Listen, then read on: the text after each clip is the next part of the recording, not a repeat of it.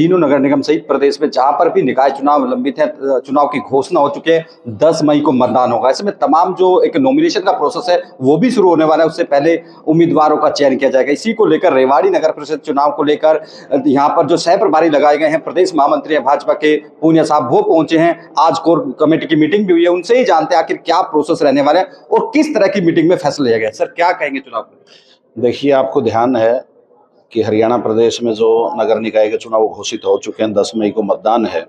और रेवाड़ी में भी हमारा चुनाव नगर परिषद का चेयरपर्सन के लिए और 32 वार्डों का, तो उसकी क्योंकि कल ही घोषणा हुई है तो आज हम उसकी तैयारी के लिए आ गए हैं। गौरव गौतम जी हमारे मंत्री जो इस चुनाव के प्रभारी, वो कल से आने वाले और पूरा समय हम 10 मई तक रेवाड़ी में लगाने वाले हैं। आज सुबह से हमने कोर कमेटी की बैठक की, उसमें सब प्रमुख कार्यकर्ताओं के साथ चर्चा की। उसके बाद हमने जो हमारे मेयर के परिषद प्रधान, चेयर प्रधान के जो उम्मीदवार हैं उनसे चर्चा की 1 to 1। उसके अलावा जो पार्षदों से वार्ड वाइज हमारे से टिकट के आवेदन जिन्होंने किए हैं उन सब कार्यकर्ताओं से बात हुई और अन्य प्रमुख कार्यकर्ताओं से भी आज और कल में बात होने वाली है।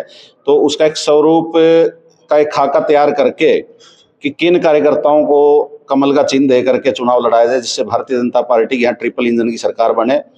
देश के प्रधानमंत्री नरेंद्र मोदी जी के नेतृत्व में और प्रदेश के मुख्यमंत्री नायब सैनी जी के नेतृत्व में जिस प्रकार से देश और प्रदेश तरक्की कर रहा है, उसी प्रकार से रेवाड़ी में निकट भविष्य में कोई कमी ना रहे विकास के मामले में। तो उन सब चीज़ों को लेकर के भारतीय जनता पार्टी की पूरी टीम, रेवाड़ी जिले की पूरी टीम, वो इस चुनाव को लेकर बहुत गंभीरता के साथ चल रही है। कब तक टिकट का फाइनलाइज हो जाएगा? कब तक? 19 अप्रैल को दिल्ली में हरियाणा भवन में 4 बजे बैठक है प्रदेश चुनाव समिति की। तो उसमें हमारी पूरी टीम, माननीय जिला अध्यक्ष जी, जिला प्रभारी जी और हमारे गौरव गौतम जी, हम सब मिल करके प्रदेश चुनाव समिति में यहाँ से सारे कार्यकर्ताओं के नाम रखेंगे। उसमें फिर पार्टी निर्णय करेगी।